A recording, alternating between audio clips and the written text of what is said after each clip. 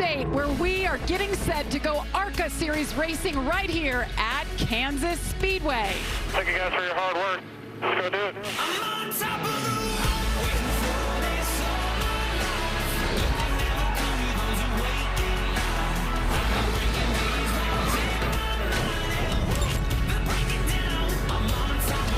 This is the moment we have all been waiting for. It wins at Kansas Speedway.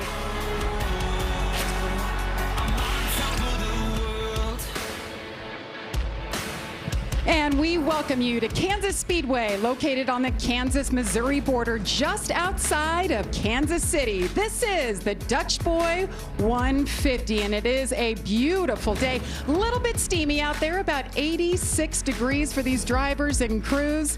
And they've already had a practice session. It's going to be a long day. But now the last time these teams were on track was 3 weeks ago. Talladega Super Speedway. And of course, what you expect from a Super Speedway race. We had frustrated drivers, we had great racing, and we had some spins, Phil. Yeah, that was actually the spin that was technically ended the race. The caution came out. We were at our prescribed distance. And you see right there, Nick Sanchez was just barely ahead and got the victory, his second in his career in the ARCA Series. That was a great day indeed for Nick Sanchez. He's actually the defending winner of this race, and right now he's standing by with our Kate Osborne. Jamie, defending winner, and of course that Talladega win. It's definitely set Nick Sanchez in a positive way here as we continue on the season. How are these wins really impacting your career? Yeah, you know, obviously in the sport, I feel like if you win, you have a better chance of moving up, and obviously that helped me create some more opportunities in the Xfinity side with 6 more races.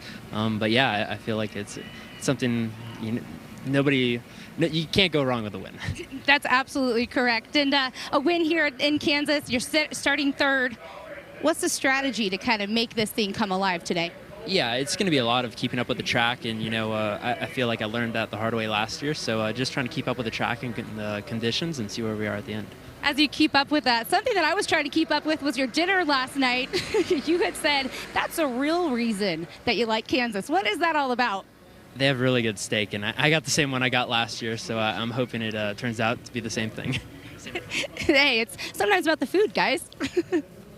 Hey, whatever it takes, right? You got to get momentum on your side. I think Nick Sanchez has it. So we welcome you in. I'm Jamie Little, of course, joined by Phil Parsons. And for the second race in a row, Daytona 500 champion Austin Cindric joins us. And Austin, we've had one practice so far today. I don't know, there's mixed emotions out there. What did you see from that practice session?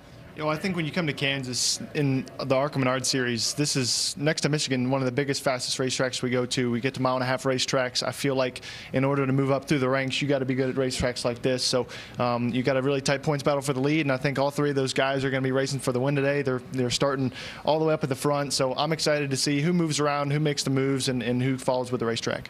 Yeah, and it's really interesting when you look at the drivers who've won here, what it's done for their career. And there's a lot of drivers that want to have a breakout moment here. Who are you watching, Phil? Well, I think just like Austin was talking about Nick Sanchez, and he told us just a few moments ago that opened up some opportunities when he won this race here last year. It opened up an opportunity for his Xfinity race. He's already run one. He's got 6 more now. They just announced this week. It did the same thing for Corey Heim 2 years ago. It opened up a full-time ride in the ARCA Menards series for him at Venturini's, and he and Ty Gibbs went head-to-head all year long.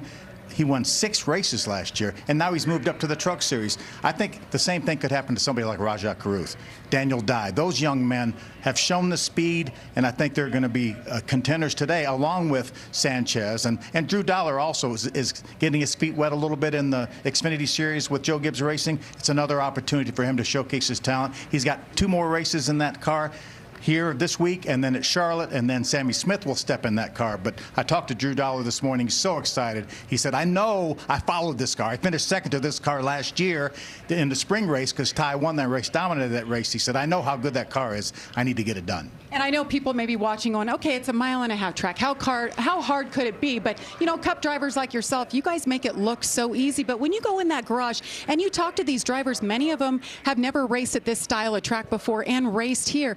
They're thinking about a lot of things, how to get in the corner. Can you flat-foot it through the corner, and how close is too close to get to the wall?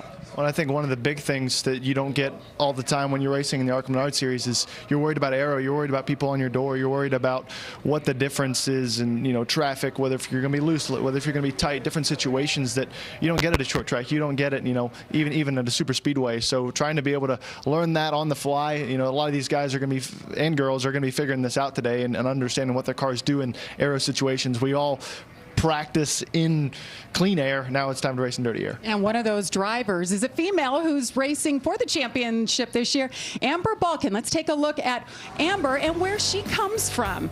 She's actually a Canadian driver. Grew up in Manitoba, Winnipeg. Always wanted to race. You see it there. First Canadian woman to win a NASCAR race there, and just recently married her high school sweetheart, Canadian football player Jordan Reeves. She's a motivational speaker. She does it all. She's so outgoing. And Kate, I know, she told me this morning she is living her dream. It's all about learning for Amber Balkan here this season, making your way slowly but surely up the ranks. What have you done to prepare for this weekend? You mentioned it's all about preparation. Yeah, we've done a lot to prepare to make sure that our Icon Direct first form car is fast for Kansas, and it's been a lot of simulator time, a lot of watching video in-car past races, and then just looking at past data and training hard in the gym, both physically and with sensory cognitive skills as well. We talk about opportunities that presented, and then you have to jump on them. How are you going to do that today? Just make the most of every lap. I'm here to learn, I'm here to progress, and as long as I can do all 100 laps, then that means I'm learning. And that's to finish first you must finish. So it's really just about making the opportunity of each and every lap and trying to get to the front. Rookie season here, Amber. How much fun are you actually having? I am having so much fun. Like I was telling Jamie Little, I wake up every race day, I'm like, this is better than Christmas. I'm just all smiles all race day. I'm so grateful to be here. I wouldn't be here without the help of Icon Direct, RV parts manufacturer in my home province of Manitoba. I wouldn't be here without them, so I'm just so grateful to be here racing against the best. Best of luck out there. Amber looking to get her first top 10 finish today. And how about that, Jamie? Christmas here at the racetrack, huh?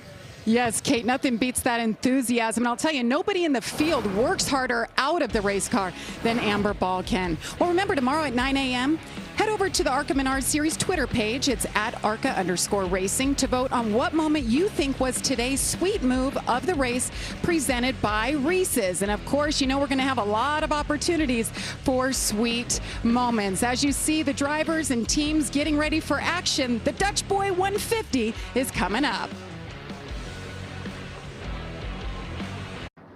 Kansas Speedway has been part of the ARCA Menards series schedule for the past 21 years. The first race was in 2001, and Jason Jarrett, grandson of Ned Jarrett and Dale's son, was the winner.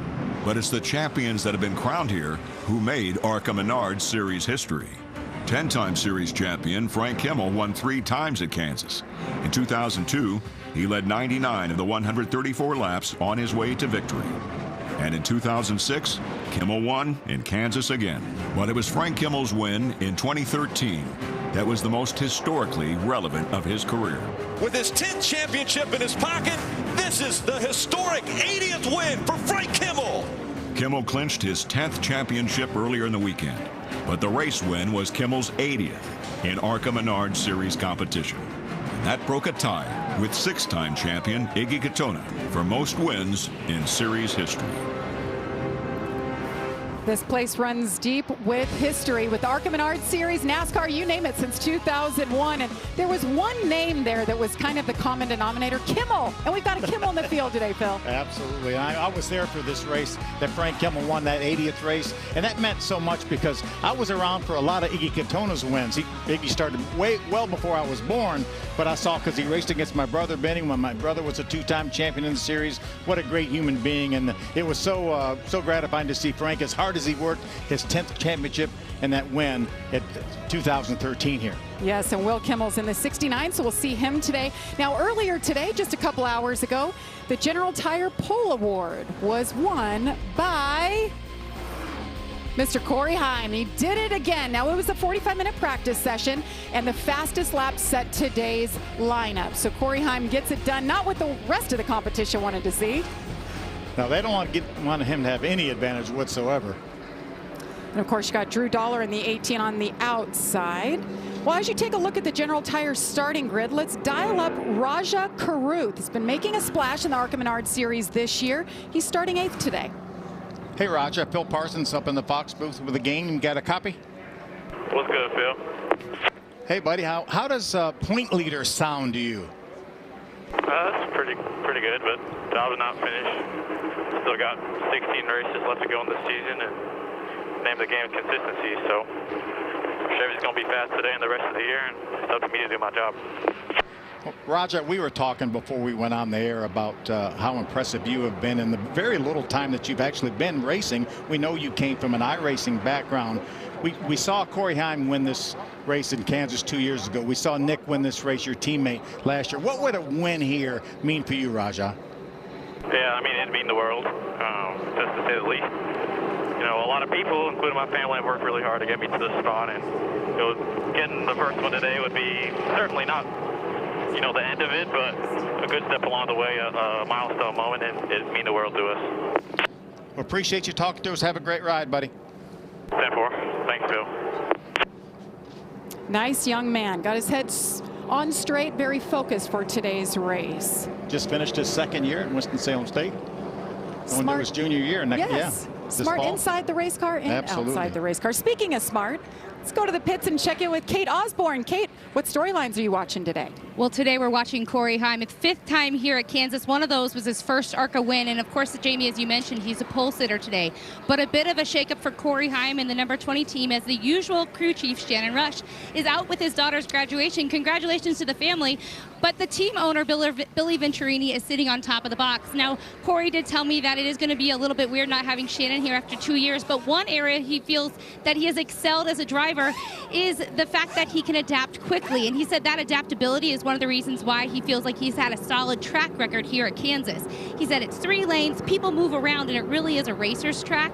And when that track changes, he said, don't be surprised if you see me move up to the top there really quick. He said that is where the fun is here at Kansas.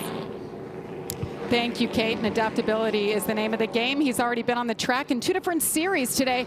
Now let's take a look at our onboards. 5 today. First up. Yeah, we're going to ride along with Nick Sanchez. This is a General Tire onboard, and Nick will be starting from the 3rd spot. Got the 18 of Drew Dollar with the Richmond Water Heaters on board. He's looking to challenge Corey Heim for this win today. We're going to ride along with Amber Balkin. She's going to start from the 13th spot, just outside the top 10 at Talladega, looking for her first top 10. This is the Bounty Rookie Spotlight on board. We got the number 69 of Will Kimmel with a big smile under that helmet with the Menards on board back in the field today. And the number 43, Daniel Dye, the Solar Fit on board. Now, Daniel Dye has been dealing with a personal issue since the last race at Talladega. An incident occurred with another classmate at his high school. He was arrested, and the charges have since been reduced. Now, on Friday, after reviewing his case, the ARCA Menards Series has reinstated him.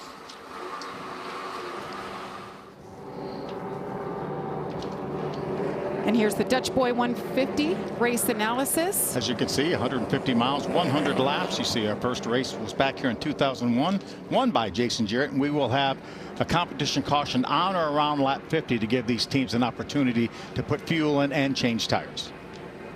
Competition caution, and of course we have 2 sets of tires, so they can choose to take those when they want. Competition caution probably going to be the first opportunity, as talking to crew chiefs, they really don't want to waste a set of stickers before that point.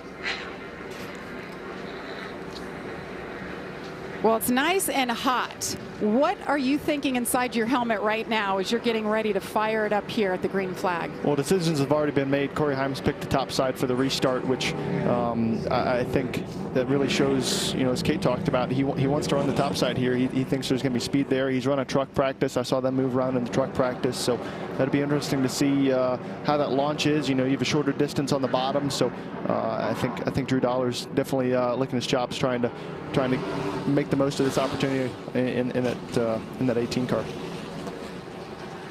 Drew Dollar in the same exact car with the same exact team that won this race a year ago with Ty Gibbs. He and Ty Gibbs good friends too, so yeah, no pressure. Ty's watching, taking notes, letting him know what to do and what not to do. Drew said this morning he woke up to a bunch of texts from Ty on what to do and what not to do. Make good use of it, my friend. Absolutely. Pace car is off. Corey Heim will lead him and we are racing in Kansas. Pretty good start for Corey, a little tighter on the outside lane, so he should be able to get clear here into turn 1 and pick whatever lane he wants with clean air. Didn't take these guys long to move around the racetrack. Look at Daniel Dye in the 3rd lane already. Could give him a pretty good run down the back straightaway, and that outside lane usually stays a little bit dominant for the first couple laps just because of that momentum. Really big speed here, big momentum racetrack, and Daniel Dye still working up high, getting really good runs. Should be able to push that lane forward. And this is the first time he's ever been on a 1.5 mile track. Never practiced or anything. That practice session today was his first time ever. Corey Heim, Drew Dollar, Nick Sanchez, your top 3. He's really going to get stuffed up by the 23 car here and have to shoot down the racetrack. So that really actually helped out Nick Sanchez and Rajah Cruz, who looked like they were going to get stuck on the bottom. That's the 23 of Connor Mosack, but Daniel Dye, the 43, is working his way around. That's the Brett Holmes owned car. Brett, former series champion here a couple years ago. Connor Mosack right there, that beautiful car for Brett Holmes Racing, the number 23. Trans Am racer running for the championship this year, did the same last year, but really trying to figure out this stock car thing and hasn't done a lot of ovals in his stock cars, so he was looking forward to today. They really thought they'd have something to bring to the party today. As he goes side by side with Daniel Dye on the bottom. Outside door, quarter, bumper, clear this time. Clear, let's roll. We could hear how little the 43 of Daniel Dye was out of the throttle, just like he just breathed it for just a second over there. Gus Dean in the 15. That Mobil 1 Toyota. Dean in the 6th position right now. Starting to see all these guys work their way back to the bottom of the racetrack now that the restart's over, and I think it's going to take some rubber to get laid down before you kind of move back up and try and find some speed. Even Corey Heim's wrapping that white line right where the grip is, and it's take quite a few laps for Daniel Dye to work around the 23, and after he does, he's kind of pulling away and see what kind of speed he's got. You know, you mentioned the truck practice, but it was only about a 20-minute practice. So when you have an hour practice, they can put so much more rubber down, but not a great deal of rubber put down by the truck series. That's something I even pay attention to. You know, we have cup practice after this race is over, and I know for a fact in our race on Sunday we're going to be moved around, going to 3rd lane, and you got progressive banking here. So even when you look at the racetrack, trying to figure out what lane has the most grip. Remember, these are General Tire radials on these ARCA Menards cars, where you guys will be on the Goodyear. Do you notice a difference from the General Tire rubber versus the Goodyear rubber, Austin? I think there's a bit of a difference, even between Xfinity trucks and Cup. There's a bit of a difference between all the tires. But I'm Group 2 today, so I'm not worried about it. Let somebody else figure that out. That's right. That's right. You have a big day. We have Cup practice and qualifying coming up later today, 5 Eastern. And a big truck race later on tonight. Corey Heim has now led in 3 races this year, the most of all drivers. I'm sure the drivers behind him would like to learn a thing or two, but he is just checking out. Yeah, he's been on the gas. Even you saw that shot of him exit in turn 4. There was no gap between the wall whatsoever, so you count on Corey being on the gas. And extra track time as well. Obviously, we mentioned running the truck race, also had a great qualifying run there, top 5. Well, with Nick Sanchez talking about extra track time, got a few more Xfinity races lined up. I'm sure he's pumped about that. That's obviously a great opportunity, and his teammate as well got to do his first one at Dover. That's always great to be able to get experience and race with some really fast competitive cars. Drew Dollar in the 18 has slipped back a couple of spots. Kate, what are they saying? Well, they're actually just telling him to keep that momentum up. The team is saying grab that 2nd lane and keep it up. But one thing to note about Drew Dollar, we know that equipment is quick. That was the one that Ty Gibbs had. But Drew Dollar was telling me before this race that, in fact, he needs to trust the equipment, and it's actually on him in this way. The car rolled off really great. He said he asked for some changes to tighten it up. Well, the team, after that practice, decided to make that a little bit freer to go back to what they originally had.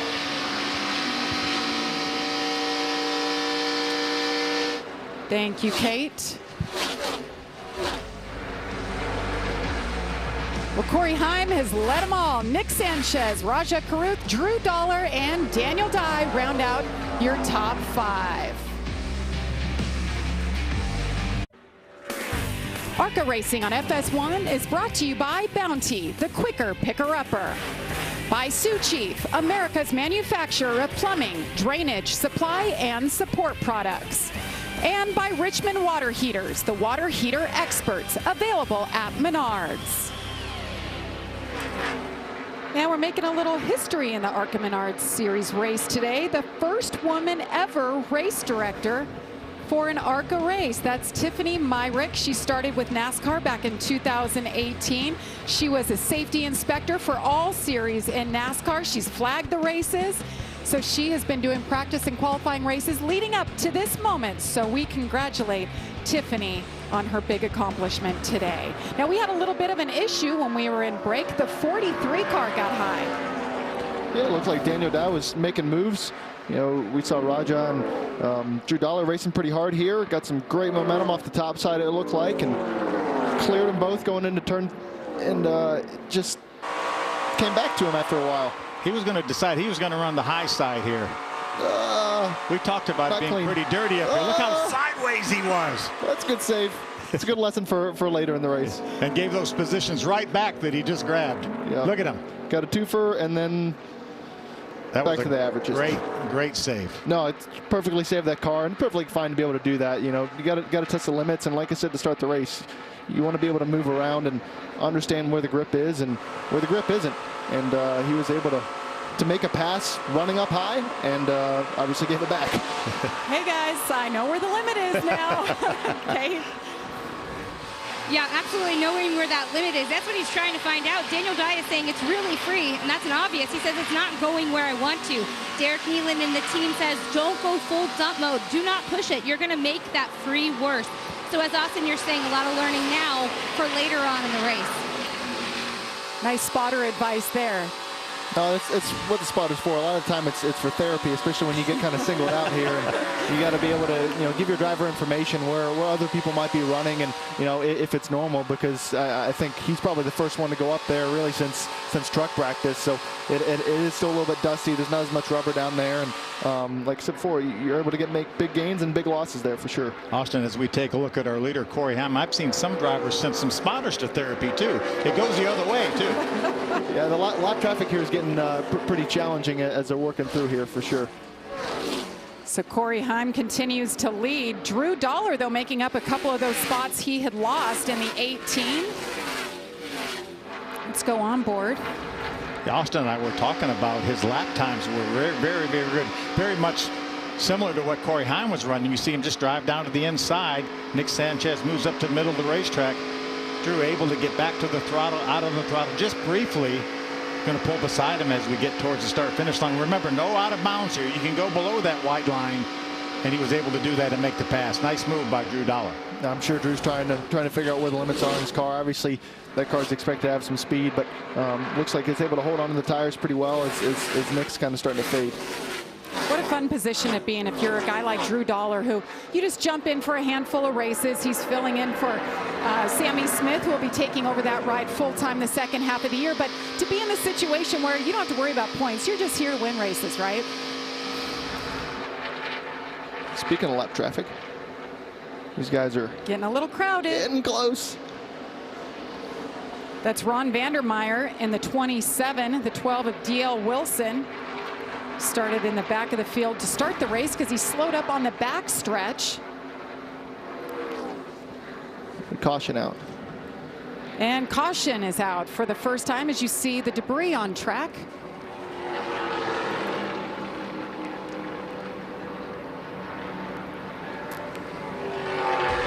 Well, Corey Haim has led them all. Drew Dollar, Nick Sanchez, Raja Caruth, your top four. We're 22 laps in. More from Kansas after this.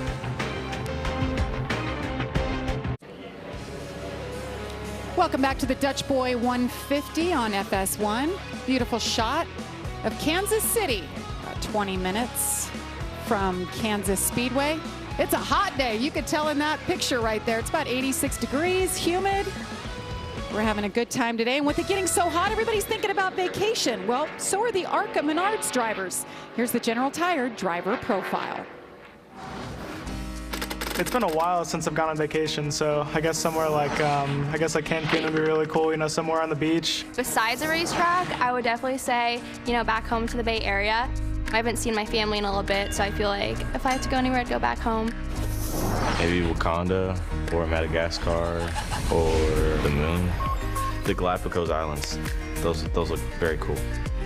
I've always wanted to go to Australia, so that'd be cool. Maybe anywhere from Miami to South Carolina to the Gulf. The beach is definitely where I'd like to land. I'd probably want to go to the West Coast, the desert. I don't know, growing up in Miami, I never really saw much of that, so I always thought that was pretty cool. There's no place I'd rather be than behind the wheel of a race car. Honestly, if I could be transported anywhere, it would just be past a few cars that are ahead of me and right there to victory lane. Now, shortly after the victory, you know, if I go to Fiji or something like that, I wouldn't complain about it. Well, I would like to stay in Kansas because I definitely wouldn't want to miss my race. But after the race, back into Canada so I can see my friends and family, that'd be pretty cool. All right, some good places there. I don't know about Gustine saying the racetrack. Well, Fiji was a little better. He wanted to be transported ahead of a few cars, so I like what Gustine said. That would be a vacation. Yes. How about you, Austin? Where would you go? I tell you what, there was a lot of similar answers there for me. Mostly every driver said, well, if it wasn't the racetrack, because this is the best place on earth, in my opinion, is going to the racetrack, having a chance to do what you love. So, you know, I think Tony was one of them that's like, if I didn't go to the racetrack, I'd go somewhere else. But otherwise, it'd be the racetrack. Yes. Well, speaking of Gustine in the 15, some damage here as we're under caution for the first time today. Let's see what happened. Yep. It's not a small piece either. No, that was a huge piece. Look, wow. It did a lot of damage to the nose of that Camry. Talking about being a fast racetrack, you know, that damage is certainly going to hurt how that car's driving. Should probably take quite a bit of front downforce off that car. Where that debris was laying was probably tough for a spotter to see, and he just collected it, paying the price there. Well, we didn't have many takers. One, I believe, Kate. Yeah, learning about talking to Shane Huffman there, the crew chief, they're doing some changes, some swings for them. That car is too free for Connor Mozak, so it's an adjustment, that track bar wedge and some air. It's too free coming off the wall, an entry, he said. Now, that is a team that Connor feels that he's pretty confident. It's a brand new car underneath him that Brett Holmes has put together. And of course, as they're trying to work out the car itself and make it more comfortable for him, they're trying to get some analytics and understand what that car is really all about. I like stopping now. We know we're going to have a competition caution about 25 laps. Let's take a swing at it right now, see if we can make it better. If we go the right direction, then we know we can go more during that competition caution. I like bringing it in now if you're struggling. Yeah, he certainly seemed to be able to have enough speed to keep it in the top 10 even while they were struggling. So I'd be curious, Kate, if they took tires, but otherwise, you know, just to see how much that's worth this far into the race. Yeah, there's a couple of brand new race cars out there. She just mentioned one of them. Gustine, the other with the damage, was a brand new race car that they brought to the track. You know, Kansas is a mile and a half. This is considered one of the super speedways, and we have a little bit of a point system within the ARCA Menards Series point system, the General Tire Super Speedway Challenge. You can see these are the 7 races that make up the General Tire Super Speedway Challenge. Corey Heim won Daytona, Nick Sanchez, that we just talked about earlier, won Talladega. Then we have Kansas here, Charlotte in a couple weeks, Pocono, Michigan, and the second race here in September.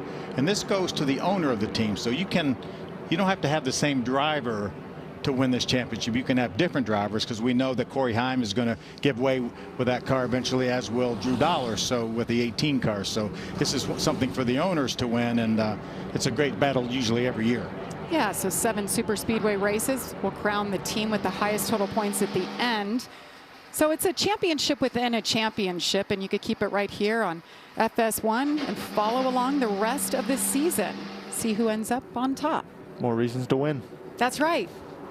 We heard Drew Dollar shutting his car off. I mean, I don't think it's a situation that they're any danger of running low on fuel to get to lap 50, but I think it's still a good plan.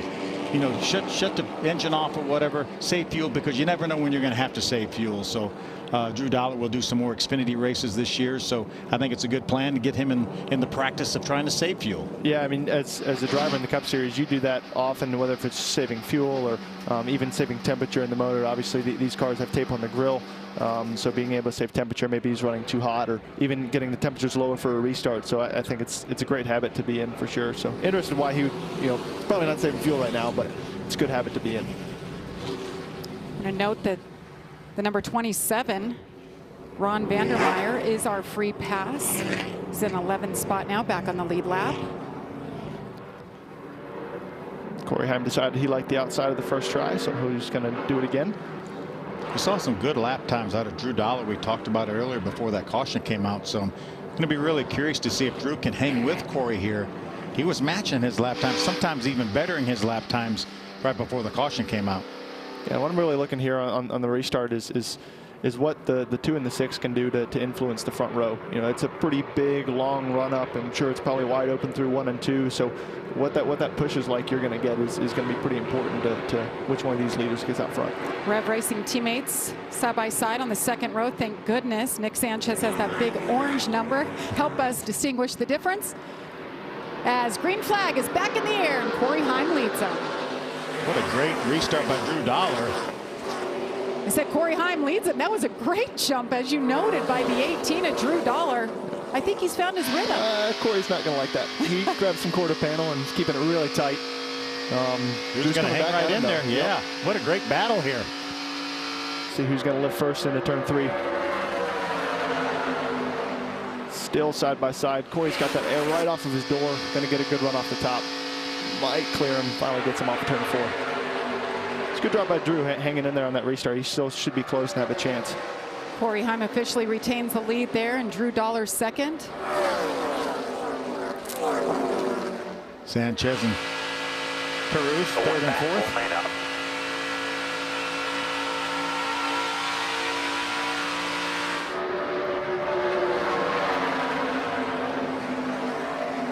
Raja Caruth, I talked to him after practice, and he was so down on himself. You know, it's his first time here. He said, everybody has experience here except for me, and I just don't know how hard I can push it into the corner. I'm not doing what I'm supposed to do. And it was all about his line, Austin. He wasn't confident in what he was doing in that practice session. Yeah, and that's what the series is all about, is learning those lines. And there's only so much you can do to prepare yourself for that, but really to understand the racetrack, feel the grip. And I like what I've seen out of Raja just watching him today. Like he isn't afraid to move around, isn't afraid to try different lanes, see where the grip is, because that's the only way you're going to do it, is get that experience. And especially when you know there's caution coming, you're comfortable with where you're running out on the racetrack. That's what you got to do to find yourself and be able to put yourself in the right positions. When you do get a run on somebody, you do have the chance to use your momentum to an advantage and try and make a pass. Good battle for 7th spot. That's Greg Van Alst in the 35. Connor Mosak, we talked about him quite a bit today in the 23 for Brett Holmes Racing. Just as I say that, we got Raja making a really great run off the top on 1 and 2. I'd like to see him do it again. 15 at Gus Dean. He has that damage on the right front. He's got some on the right rear now to match that. Some debris fell off the right rear of that 15 machine. The teammates racing really hard for position here with the 6 and the 2. Looks like Raja has a little more speed right now than Nick does. Yeah, he's been running that high side just like what I was talking about. He was able to get a really big run off of 1 and 2, and Nick tried to half cover it and didn't quite make up the speed, and they blocked each other all the way down the straightaway. It's tough groundwork with your teammates, but now he learned something from his teammate. Oh, he lifted for him. Woo! Lifted for him, probably because it was his teammate. Great action. Kate? Well, in fact, Nick Sanchez was telling me about Raja that he's very calculated and cautiously aggressive as a driver. You can see some of that right now, but what got Raja to this point? Well, in fact, it was his team saying, don't be greedy. We still have a whole lot of laps left. And in fact, they're still working on lingo. Austin, you're talking about that this is a learning game for these drivers. And in fact, that is true. He had that fan on, and the team was like, why do you have the rear fan on? And he was like, well, that's what I've had on since lap 5. And they said, cut that thing off. We don't need that. And he also then was adding to the fact that he doesn't want the team to work much on this car. It's free, but it's drivable, and that's what we're seeing out of Raja. Thank you, Kate. In the 15, Gus Dean still holding on to 5th right now, as he's side by side with Daniel Dye for that 5th spot. But Gus, going back to him brushing the wall, and you saw some of the debris fall off. That's something you love about the flange fit bodies, because that would have been a cut tire if it was the old Cup car. But he's still trucking top 5 right now, as he just moved back, slipped back a spot to 6th. Yeah, same thing with the composite bodies down the Xfinity cars. It's amazing how durable those bodies are. Even with a little bit of damage on his front fender there, he's obviously still able to make some lap time. It's probably going to hurt him more in dirty air, honestly, with that loss of downforce than anything else. But still able to keep running. Otherwise, it'd be a crumpled fender for sure.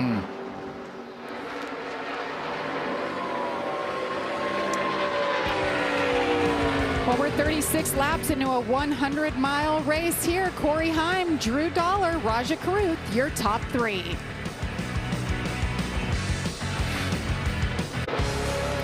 And Corey Heim continues to lead here at Kansas Speedway. And we had a battle between teammates Raja Karuth and Nick Sanchez, but Raja had a little moment. It was more of a battle between Raja and a lap car. Zachary Tinkle absolutely got in the way, and that allowed, look at the momentum that Nick Sanchez had as he drives by. Raja had opened up a pretty good cushion over Nick, and he came off of turn 4, and Zachary Tinkle just moved up in front of him. He had to slam the brakes on. Good heads up right there. Maybe a Reese's Sweet move of the race. What do you think? Well, tomorrow you can vote yourself at 9 a.m. Eastern. Head on over to the ARCA Menards Series Twitter page. That's ARCA_racing. And you can vote on what moment you think was the Reese's Sweet move of the race. That could be one of them. And perhaps we'll get a couple more here. I wanted to see it again. I wanted to see where Raja really had to slam on the brakes coming off the corner. See there, that's Nick and that. See, watch 06 in the middle of the racetrack. And look how fast that Raja was coming. And it really on the ball to be able to stop to keep from running in the back of Zachary Tinkle. That angle was great. Gave you a really good feel. Now that's my sweet move. That's my nomination. Okay. Early nomination. All right. If you're Raja, you hated to see that lap car move up, because he kind of pioneered the outside lane, made it work, made his passes. He and Nick had a great battle. He won the battle, starting to drive away, and now he's back behind his teammate. And he showed his teammate what to do. And just a reminder, I mean, the fastest lap of this race, 172 miles an hour. These guys aren't driving 55 and checking up on somebody. They're going for it. Kate, what are you hearing? Well, Corey is being told what the speeds are of the other drivers, and of course, though he's fast, he is saying, my car is pretty darn tight here, guys. They're advising him to turn the left fan on and keep running. They're going to try and make some changes here in that competition caution. So it's the first time I've actually seen Corey Heim move up the racetrack today, and he picked up a lot of speed moving up from the bottom. Yeah, Austin and I were watching, and the lap times, each lap, Drew Dollar was gaining on Corey Heim, and I'm sure he got that word that he was what the speeds were, but the guys behind him moved up the racetrack, and now he's setting some blistering laps. Well, and explain exactly, you know, you always hear when drivers are tight, they want to move up. There's simply less wheel input at that point. Helps the drivability of the car. Yeah, you're just helping momentum. You know, this is a huge momentum racetrack, and I think the other thing is that it is progressively banked. So each time you move up a lane, you get more banking, more grip, more relief on the tires, and it's just a lot easier to keep the throttle down. Well, you heard Corey Heim waiting for that competition caution to come out so he can fix up that race car and make those needed adjustments. And that can come out at any time at or around lap 50. I think Corey made the adjustment already. He may not need an adjustment now. He made his own adjustment. See, Raja's got Nick in his sights again. Going to dive down to the bottom. I'm not sure that Nick isn't in the preferred line right now, Austin, up high. And the tough part is when race cars move up to the top and get singled out up there, it's really difficult in dirty air, so you do have to look around for other lanes, and that's something that's beginning to be a characteristic at Kansas. You know, you can only go so high, so trying to deal with dirty air, you know, he's falling in the wake of Nick Sanchez's car, so he's kind of offset left, offset right, trying to find where that clean air is, and you know, diving down to the bottoms. Obviously not the preferred lane, not where Raja's been able to make his lap time, so where he's splitting that seam there, that's just him trying to put a bunch of air on the left front fender, trying to get that car turning, but obviously he's not able to close the gap now that he's gotten close to him again. I think you made up a great point, though. This racetrack is progressively banked. It's 16 degrees at the bottom, up to 20 degrees at the top. Here, yellow's out, got a car inside of you here, yellow. And yellow is out.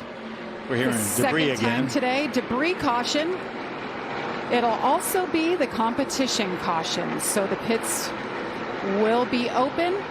They can come in for service. It's modified live pit stops coming up. Stay tuned. More from the Dutch Boy 150 after this.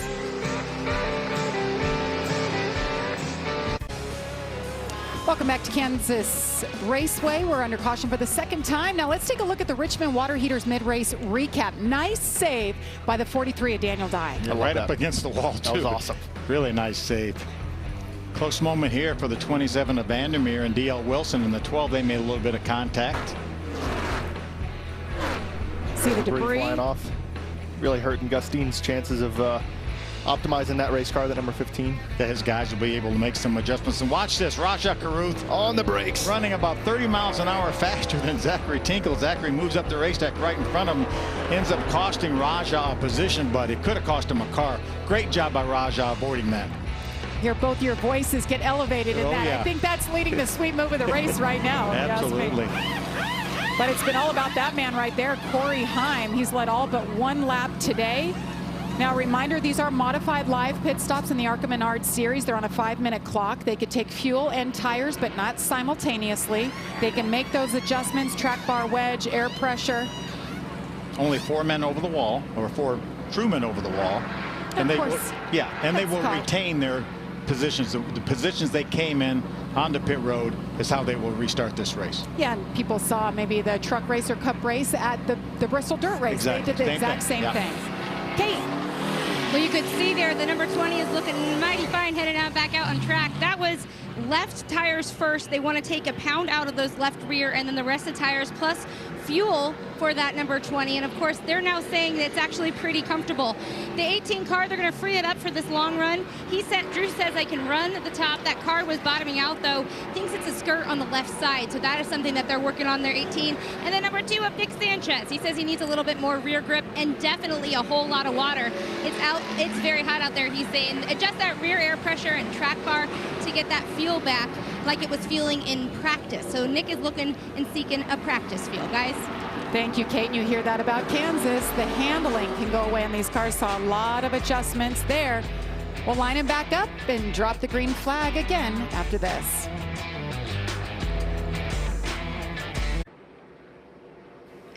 ARCA Racing on FS1 is brought to you by General Tire. Anywhere is possible. By Reese's Peanut Butter Cups. Reese's, not sorry. And by Menards. Save big money at Menards.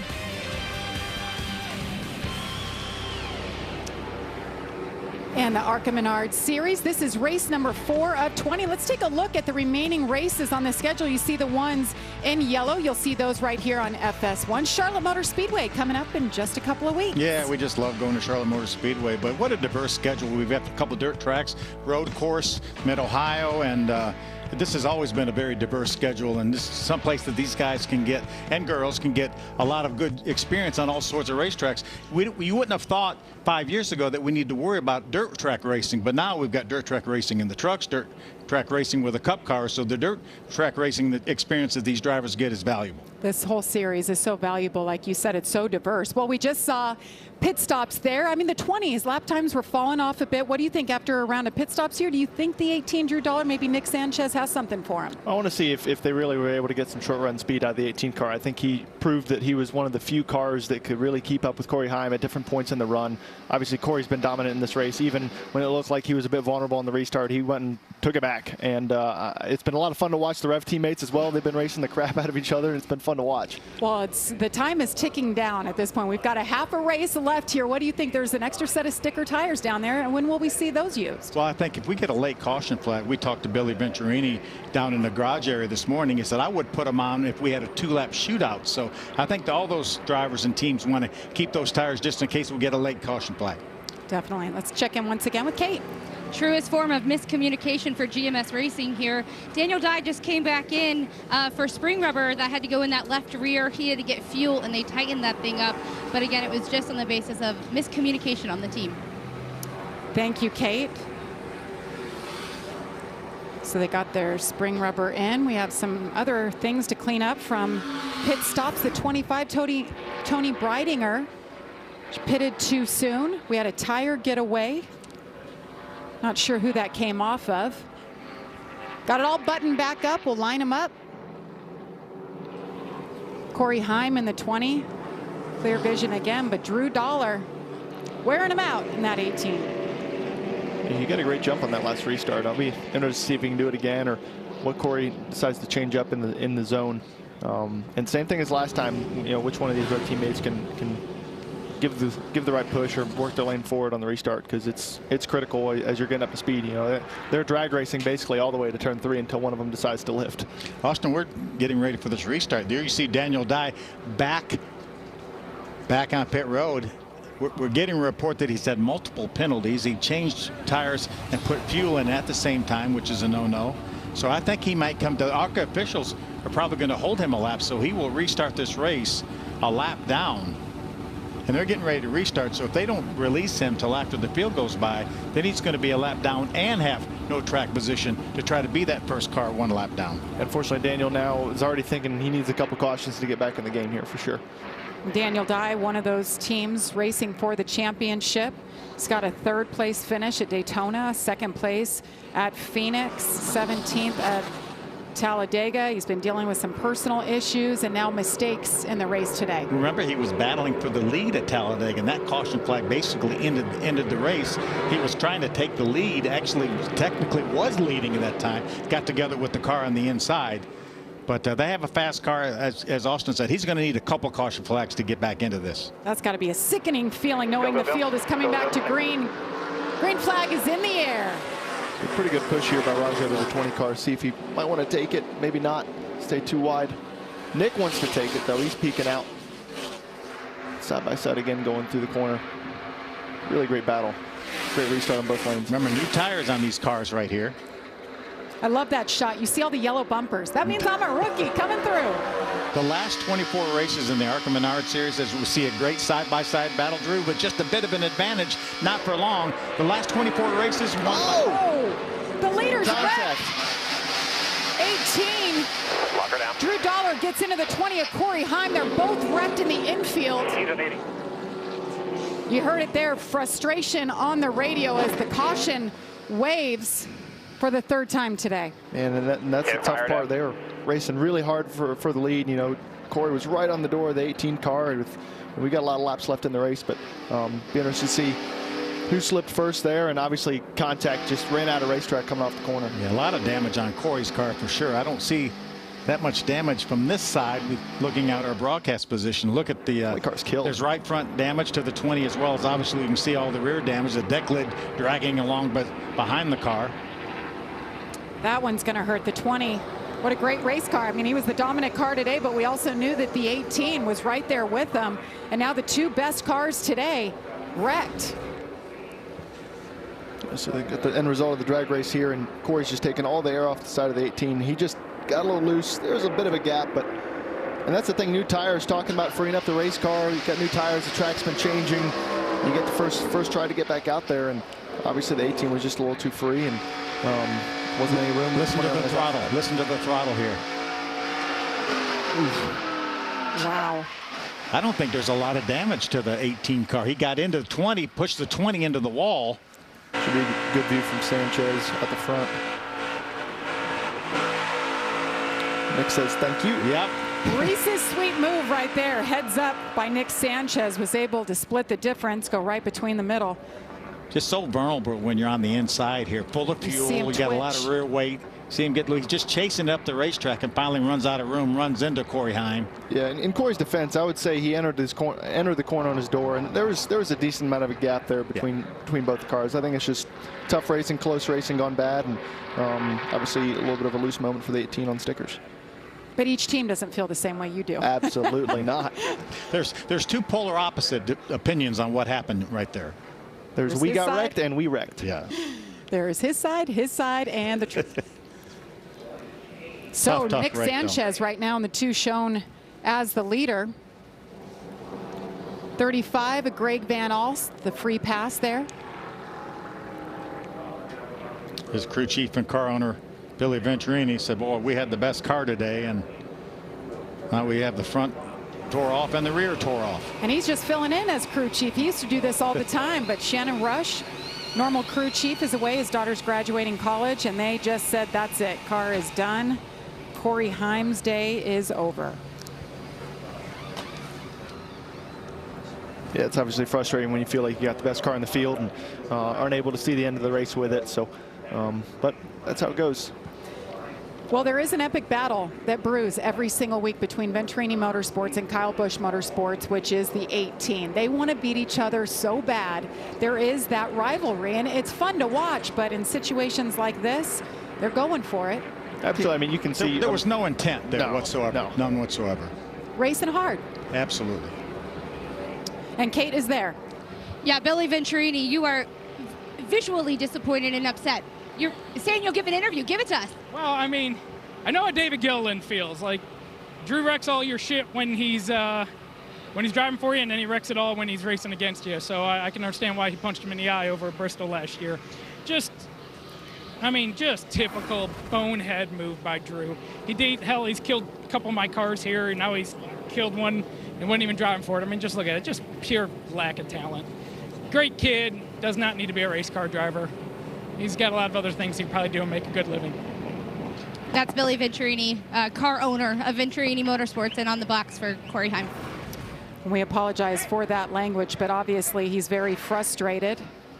As a team owner, it's a lot more on the line.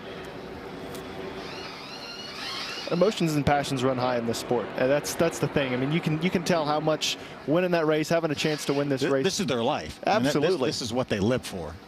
Absolutely. And the 20 and 18 were 1-2 every lap since lap 16 of this race. Definitely the two best. Let's get the other side. Let's talk to Corey Heim. First and foremost, Corey, are you okay? Yeah, I'm all good. Yep. Did you, from your point of view, I know you said you haven't seen it yet, but from your point of view in the car, what'd you see? I gave him plenty of room, I thought. You know, in 1 and 2, we were side drafting each other pretty hard, but I raced Drew with a lot of respect, and Drew's a close friend of mine, so yeah, I don't know. I mean, it just looks like he lost it, and it's just part of it. So, yeah, I don't think he did it on purpose. I mean, he's trying to go for the win. It is what it is. It's a resetting day for Corey Heim as he has to get in the truck race here later today. Yes, good point there. And he mentioned it. They're good friends. I mean, that's got to be the tough part of being friends with your competitors. Absolutely, and I think the one thing from that camera angle too, you saw when Drew had a big wiggle, Corey actually moved up the racetrack, saw it coming, did give him space. So just a tough racing deal. I mean, they're racing each other really hard on every single restart so far, and that track position does mean a lot. And unfortunately, with a lot of laps left, two best cars are out of the race. Well, they're going for it, and they both want to win. They're both here for wins, and that's it. They're not looking at the big picture of points and going for a championship at this point. I don't think we can count out the 18 yet. The 18's still on the lead lap. They have new tires on it. There he is riding around under this caution. I think he still may be a contender. The man in black right there. He's shown right now 1 lap down in 9th. Tough break for Corey Heim. You don't see these moments from him very often. Such a talented race car driver, and it shows. He's driving for Kyle Busch Motorsports in the truck series. He's in almost all of them except for the 5 races that Kyle Busch is doing.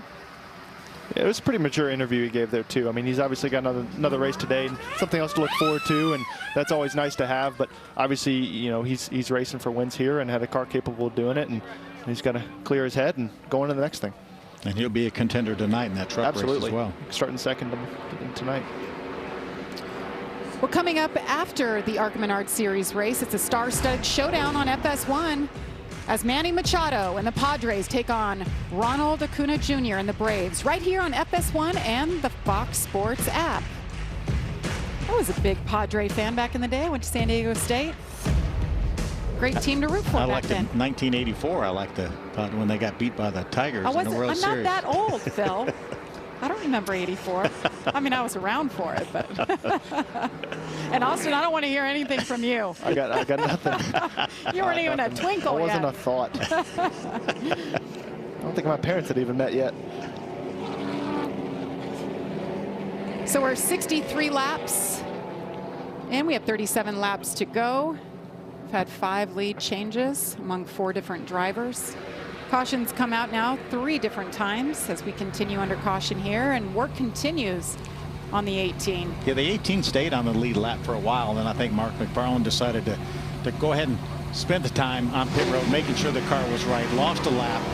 Fast enough car, he should be able to get a free pass again, he's in the same situation Daniel Dye was in. He's going to need a couple cautions to get back in this thing. Yeah, and two unfortunate things. One here, I think Mark's trying to make sure his car has enough clearance with the tires. Obviously, the car goes through a lot of travel and doesn't want the tire to cut down because this is also his last set of tires. So it's kind of got to make that last. And Drew has had a long run car today, so you never know. He could get back on the lead lap and be able to run up in the top 5, but obviously not ideal.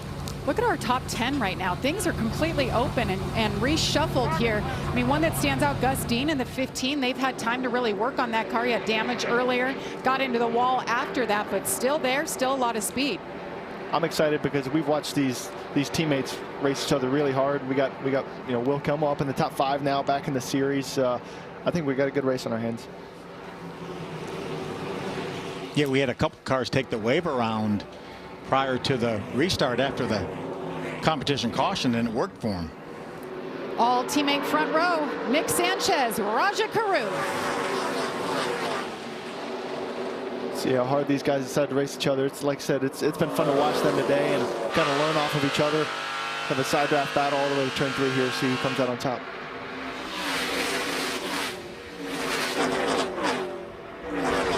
It's like Gus Dean is moving around to take the 3rd spot, moving around Connor Mosack. Nick Sanchez just heard the best word possible. Clear. Take it. And these drivers don't have a whole lot of time. We talked about it. They had 45 minutes on the track earlier today. So you have two teammates like Raja and Nick. They get along so well. They share data. The cars are so identical when they unload at the racetrack, and they can bounce ideas off each other, and it shows each time out now. These two are running together. I was talking to some of the guys down in the garage here, and they're actually getting some help from Chevrolet with this team, and the drivers are getting some time in the simulator, so that's certainly helping them. And it's no secret why these two guys are running well. They're getting some help from Chevrolet, spent some time in the simulator, and have great race teams.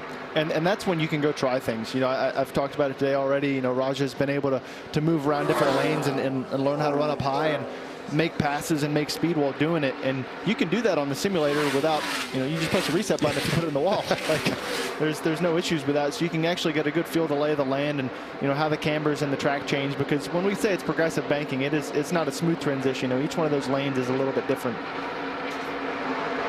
Yeah, Drew Dollar's about 3/4 of a lap behind, also a lap down, and his lap times are way off, so obviously more damage to that car than appeared.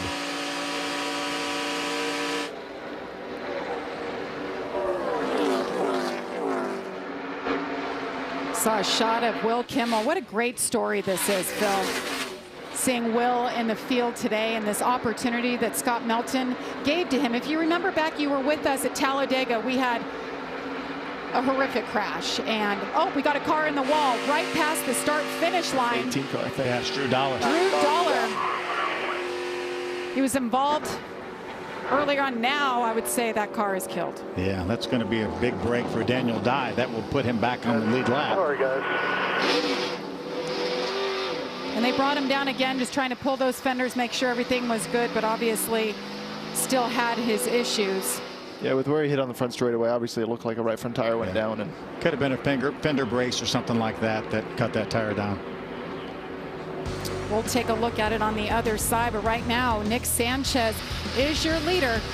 32 laps to go from Kansas.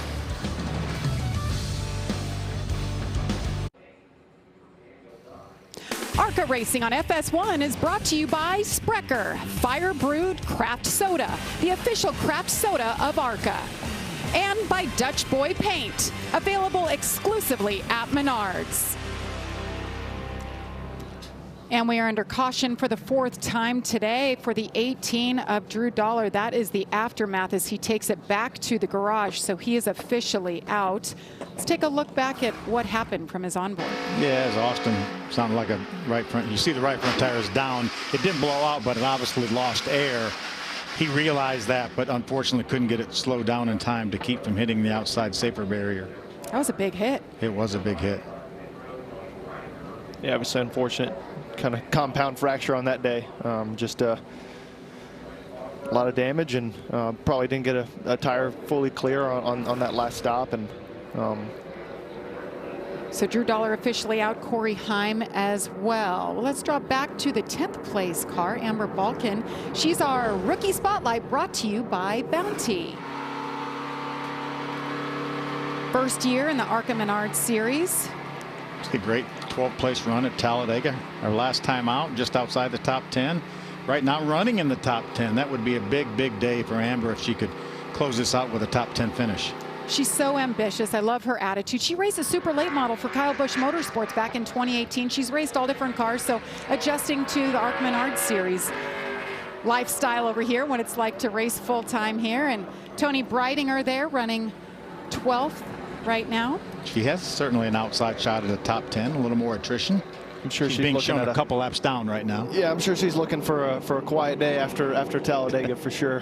She was sore for a while after that. That was the biggest hit of her career, she said. She actually has a race here. She raced in this race, I believe, a year ago, finished 12th. An Aventrini Motorsports car. Really good equipment. She's running full time. Had that top 10 at Daytona earlier this year.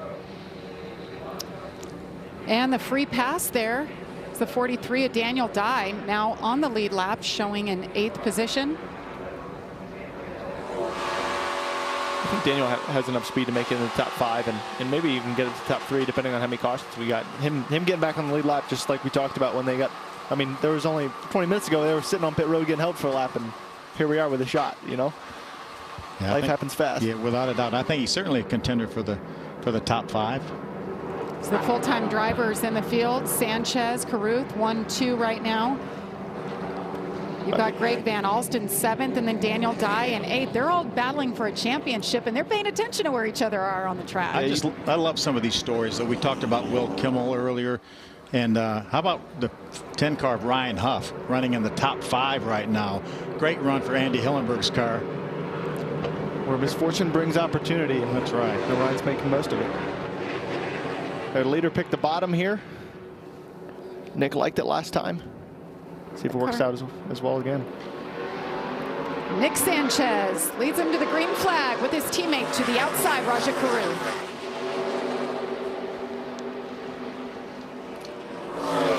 Should have another side draft war of teammates here.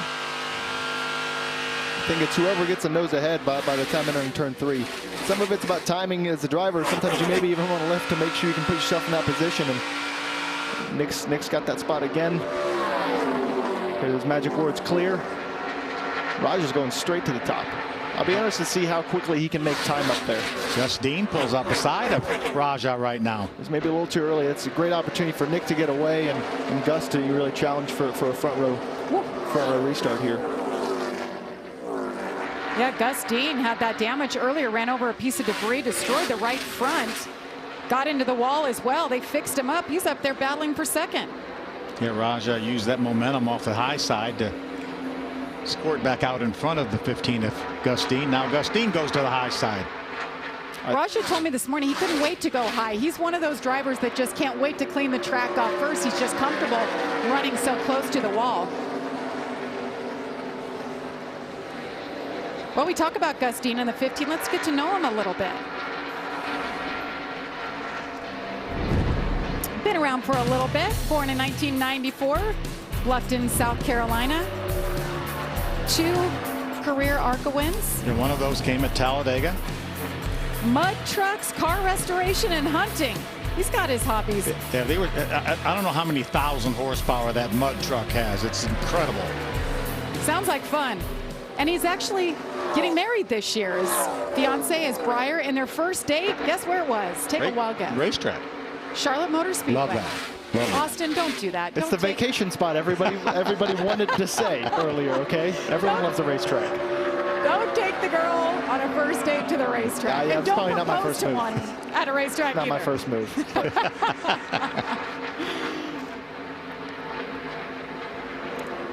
The 43 of Daniel Dye, you guys thought now that he's on the lead lap, he was going to have a chance to get up in the top 5. He's in 6th already as he moves into the top 5 position there. You know, we talked about Ryan Huff, what a great run he had going. He had trouble on the restart, did not come up to speed, and then actually had to come to pit road. Now he's being shown 2 laps down outside the top 10. And Daniel's faster than the 2 cars in front of him as well, so should have a good shot at contending for a top 3 finish. Running really close to the wall there, him getting out of the gas, feathering it. It's fun stuff up there for sure. Nick Sanchez just been so impressive. He's got momentum on his side. Can Nick Sanchez hang on and take his 2nd win of the year? Today on FS1, it's time for Machado and the Padres.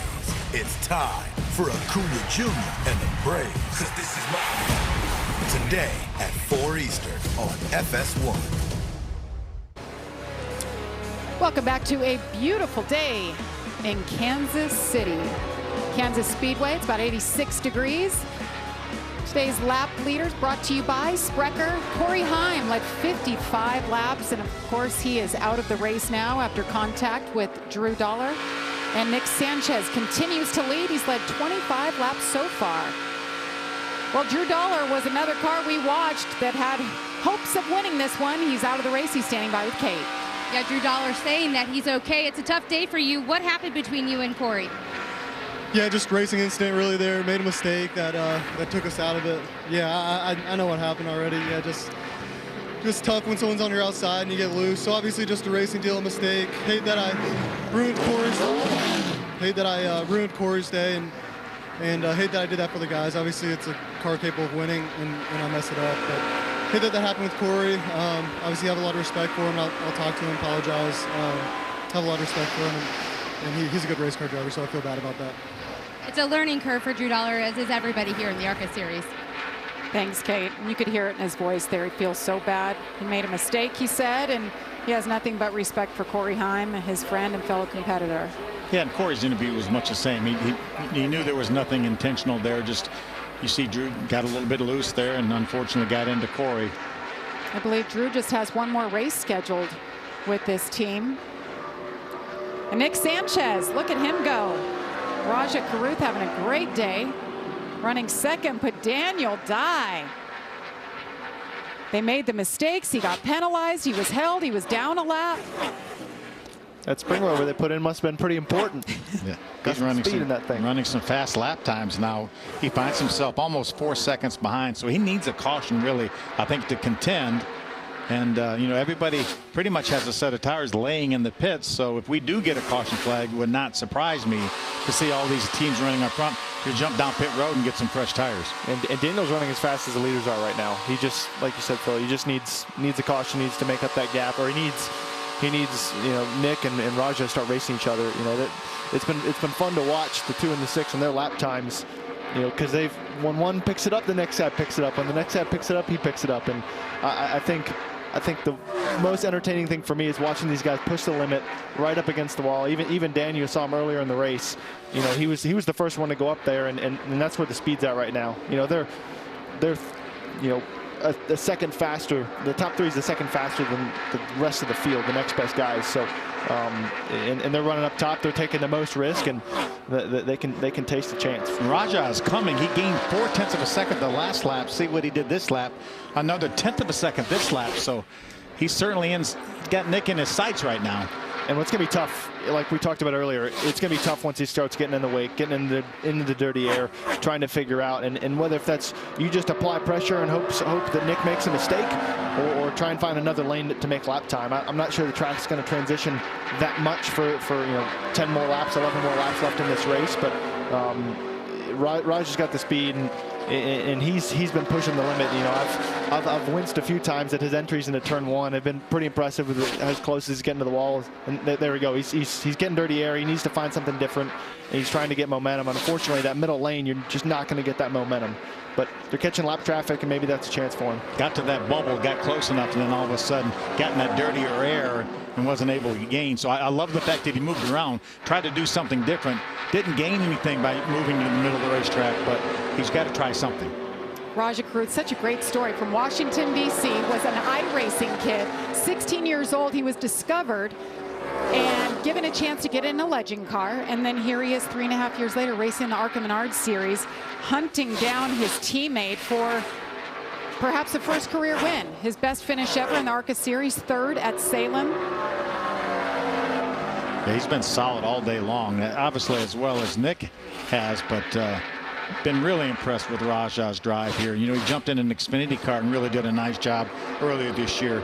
Has a couple more Xfinity races lined up. I think Pocono, he was telling me, is his next Xfinity race. So looking forward to seeing him get another shot in the Xfinity car. Both of these drivers do their homework. We talked about it at Talladega. Nick Sanchez has leaned on you, Austin. He really loves your style and ability in a race car. He leans on you. Rajah leans on Bubba. Talks to anybody who's willing to give him some advice and feedback, and it really shows. Yeah, I think these guys have been fun to watch for me in that sense. You know, every given weekend in the ARCA Menards series, they may not be, you know, the best cars. You know, you look at Corey Heim and, you know, that 18 car, and those guys are probably the fastest cars out there. But these guys do a really solid job, keep themselves in contention, and that's why they're both in a position to try and win this race. And that's why they're also, you know, as they would finish right now, they'd be tied for the points lead.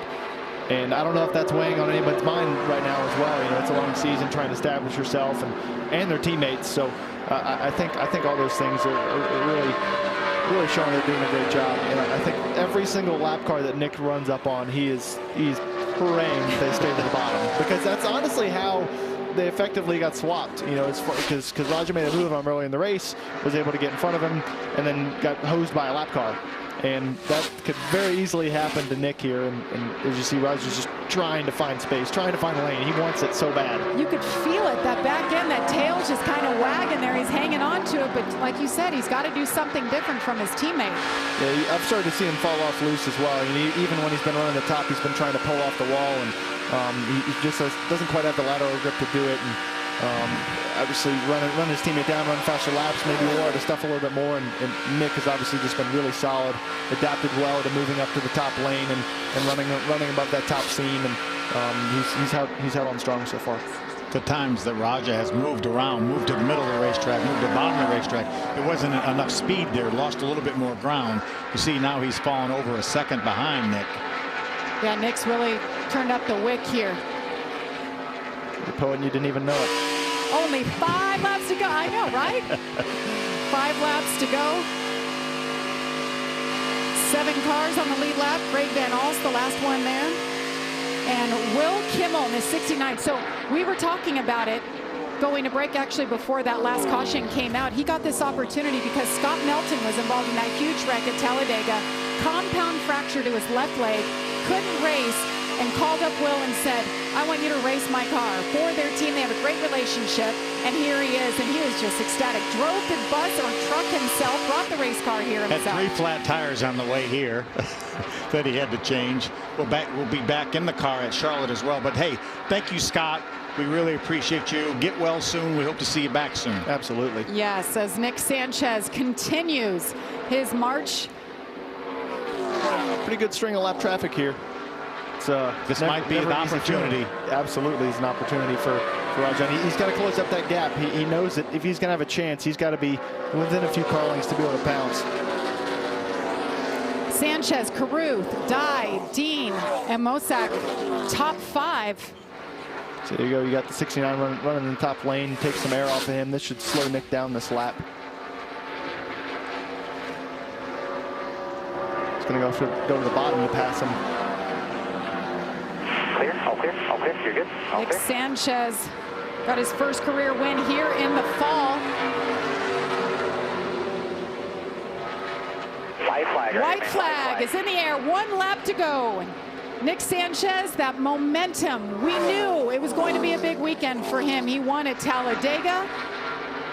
He has gotten better every single time out on the racetrack. This team has gotten better. Talk about the Chevrolet impact and their help in guiding this young team. Both of these drivers have done a really great job today. I've really loved watching how hard they've raced each other. They've raced each other with respect, and obviously they've had the speed. Nick Sanchez, 20 years old from Miami, Florida. He wins it at Kansas. You guys, my feet are on fire. This car is on. Holy crap. That's all we can think about right now. As long as it's fast, that's all that matters. That's why he didn't say a word about it until the checkered flag. Won 3 of the last 5 races. That's some great momentum for him. Congrats to him and that whole team, a 1-2 finish really shows what they're bringing to the table. And having some manufacturer support behind these two young drivers, it's fun to see, and it's what makes the ARCA Menards series, you know, even stronger when you've got that kind of backing and being able to show up to the racetrack prepared and really execute on it and try and carry. You know, they've both got opportunities to run in the Xfinity series now and get their feet wet. And I guess it sounds like Nick wants to get his feet wet after this because they're really hot right now. But he needs some ice. Yeah, he's ready to do a burnout. Hats off to Max Siegel. You see his name there, believing in these drivers, building this team, Rev Racing. Nick Sanchez had only led 3 career laps entering today. He led 42 laps in this race.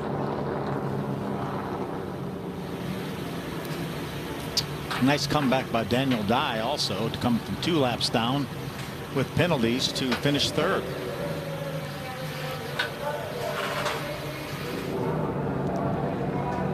This is becoming his moment. Stop it at the finish line. Get that checkered flag. I know his mom is somewhere going crazy right now.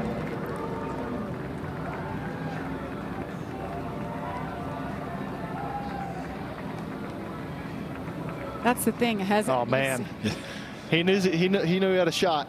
That's a picture of a frustrated second place finish. Raja Karut, the teammate there, he continues as the point leader though.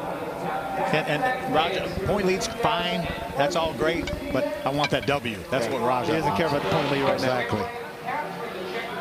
We'll add up the points on Monday. Yeah, let's just get the W. That was a great effort by him. I really enjoyed watching him for today. sure. Well, Nick Sanchez, he has his helmet off. He's with our Kate Osborne.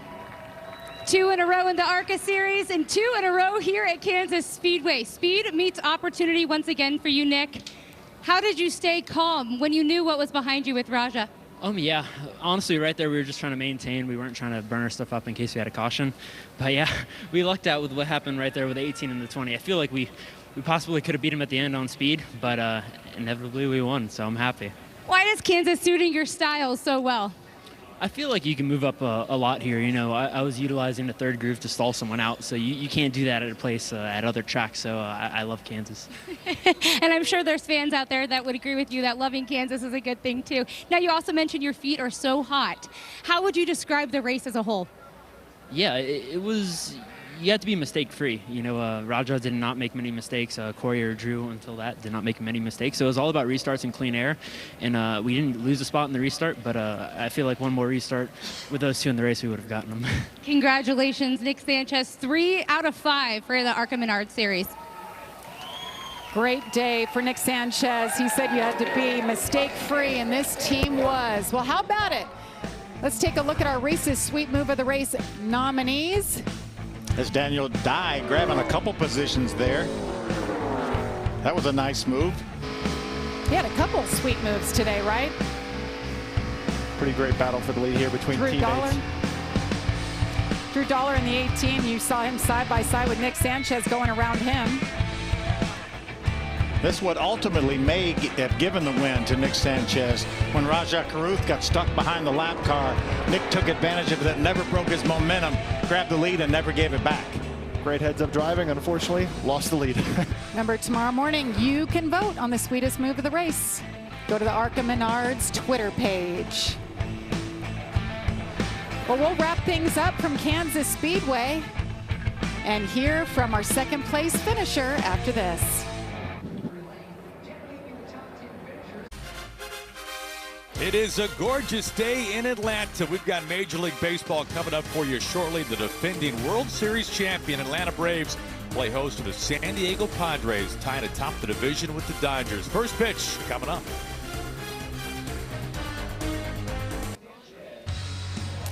Thank you, Aaron. Yes, wrap things up here. Nick Sanchez goes to victory lane, but it was a hot one. And we saw and heard the drivers talking about how hot it was.